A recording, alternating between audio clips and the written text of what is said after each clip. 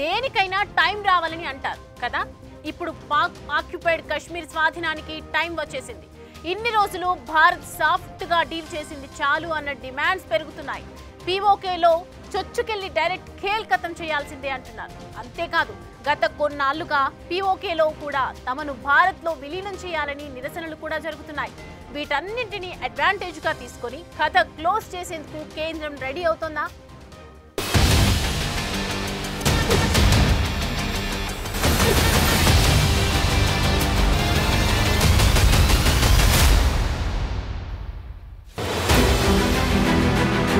లెక్కకు లెక్క,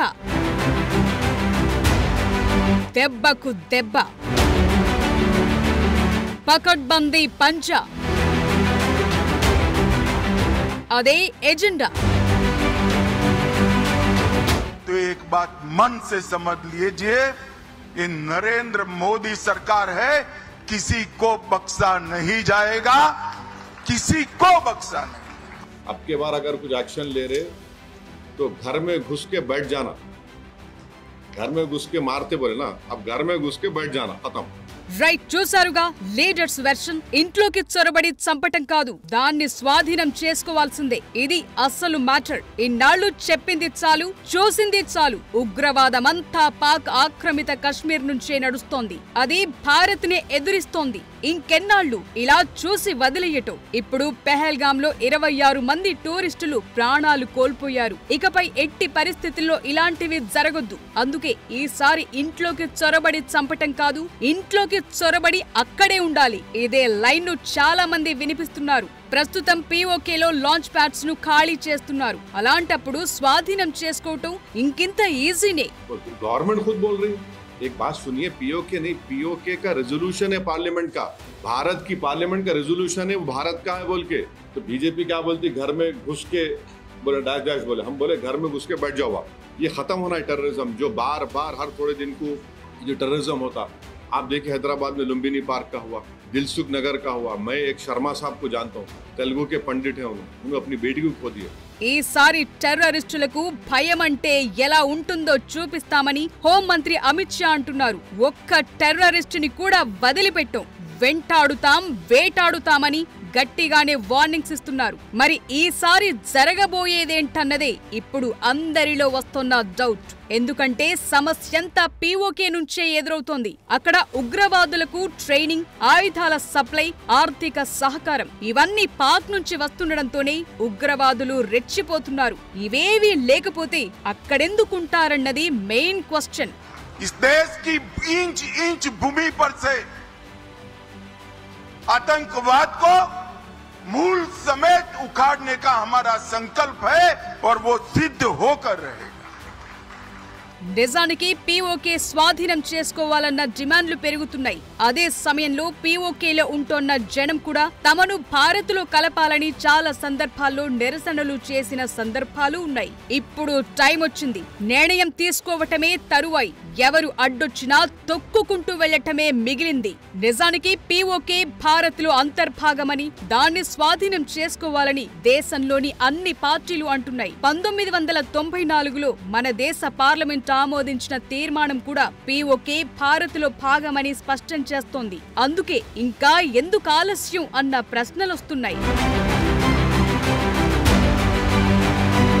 పీఓకేలో ముఖ్యంగా గిల్గిట్, బాల్టిస్తాన్ ప్రాంతంలో పాకిస్తాన్ ప్రభుత్వం పట్ల అసంతృప్తి పెరుగుతోంది. అక్కడ ఆర్థిక సంక్షోభం, ఆహార సంక్షోభం, ఇంధనం ధరల పెరుగుదల ఇవన్నీ సమస్యలున్నాయి. అటు జమ్మూ కాశ్మీర్లో మాత్రం అభివృద్ధి పెరగటం, కేంద్ర సహకారం, టూరిజం పెరగటంతో స్థానికులకు ఉపాధి అవకాశాలు పెరిగాయి. ఇవన్నీ చూసిన పీఓకే జనం భారత్లో కలిసేందుకు సిద్ధమన్న సంకేతాలు చాలా సార్లు పంపారు. అందుకే ఈ ప్రాంతాన్ని మనం బలవంతంగా కలపటం కాదు, ఆ ప్రక్రియ ఆటోమేటిక్ గా జరిగిపోతుందని రాజ్నాథ్, యోగి ఆదిత్యనాథ్ సహా చాలా మంది నేతలు ఇప్పటికే క్లారిటీ ఇచ్చారు.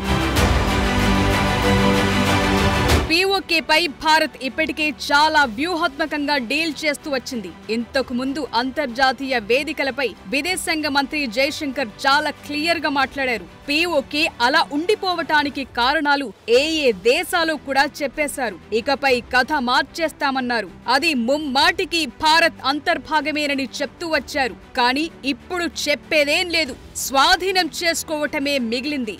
The longest standing illegal I would say presence, occupation of a territory by another country pertains to India, what we saw in Kashmir. Now we went to the UN. What was an invasion was made into a dispute.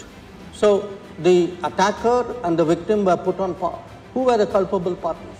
UK, Canada, Belgium, Australia, USA.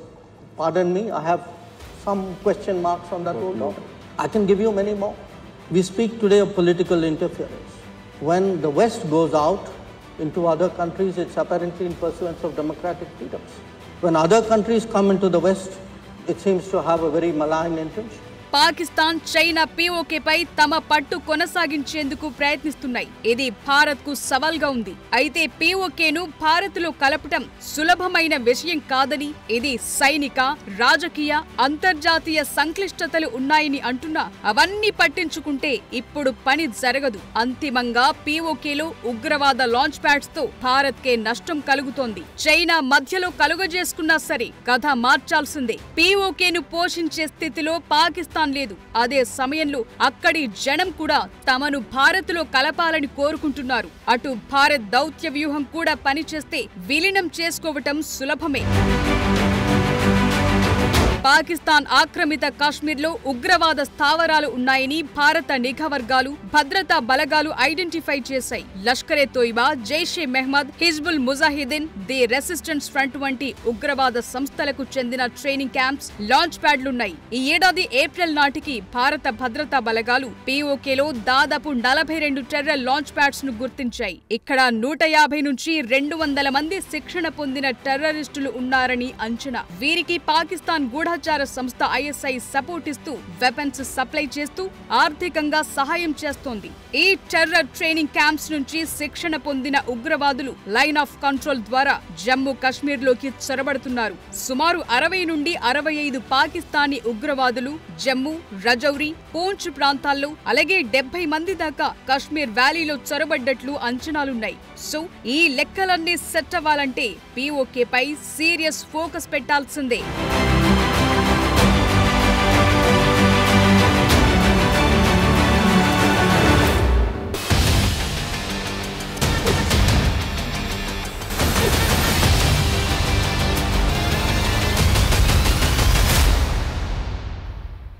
Pak ఆక్రమిత కశ్మీర్ ఎందుకంత కీలకంగా మారింది?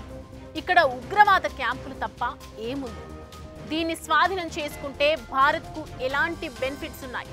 ఒకవేళ ఇంకా స్వాధీనం చేసుకోకుండా నాంచితే ఎలాంటి ముప్పు కలుగుతుంది? ఇవన్నీ కీలకమైన ప్రశ్నలు. నిజానికి పీఓకే అద్భుతమైన ప్రాంతమా? అక్కడున్న వనరులు ఏంటి? ఏం చేస్తే స్వాధీనం అవుతుందన్న విషయాలను ఇప్పుడు ఒక్కొక్కటిగా డీకోడ్ చేద్దాం.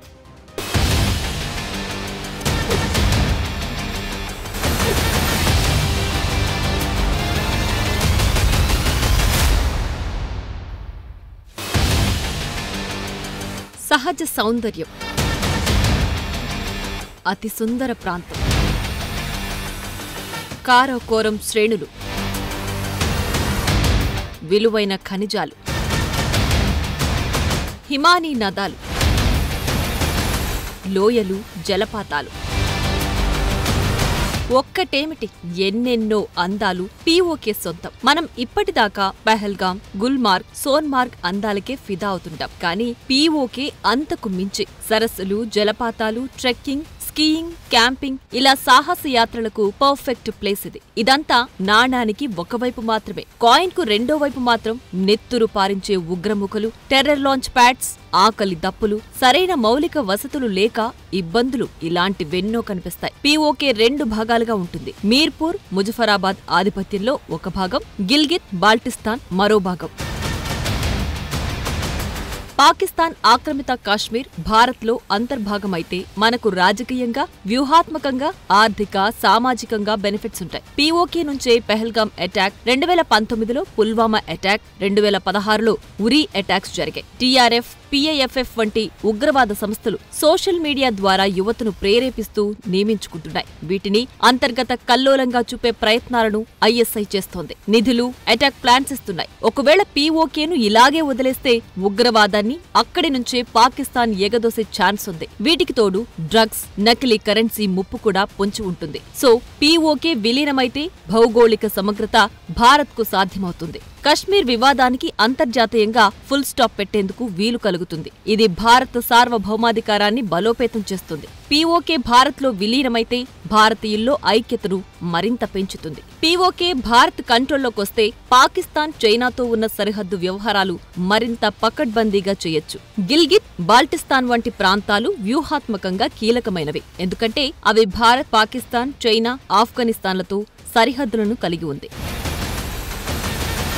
పీఓకే భారత్లో కలిస్తే భారత సైన్యానికి సరిహద్దు రక్షణ, గస్తీకి ఈజీ అవుతుంది. పాక్ నుంచి నేరుగా ఉగ్రవాదుల చొరబాట్లను తగ్గిస్తుంది. పీఓకేలోని కారాకోరం రోడ్లు, ఇతర వ్యూహాత్మక రూట్లు భారత్ నియంత్రణలోకొస్తే మధ్య ఆసియాతో వాణిజ్యం, రక్షణ సహకారానికి కొత్త అవకాశాలు కలుగుతాయి. పీఓకేలో ముఖ్యంగా గిల్గిట్, బాల్టిస్తాన్లో నీటి వనరులు, ఖనిజాలు, జల విద్యుత్తు సామర్థ్యంతో సమృద్ధిగా ఉంది. గిల్గిట్, బాల్టిస్తాన్లో బంగారం, రాగి, మేలిమి రత్నాలు వంటి ఖనిజ వనరులు ఉన్నాయి. పర్యాటక పరంగానూ ఇక్కడ అద్భుతమైన పర్వత శ్రేణులు, హిమాలయ శిఖరాలు ఉన్నాయి. అటు జమ్మూ కాశ్మీర్లో భారత ప్రభుత్వం చేపడుతున్న అభివృద్ధి కార్యక్రమాలైన రోడ్లు, రైల్వే ట్రాక్స్, పరిశ్రమలు వంటివి పీఓకే దాకా విస్తరిస్తారు. దీంతో వారికి కూడా ఉపాధి అవకాశాలు పెరుగుతాయి.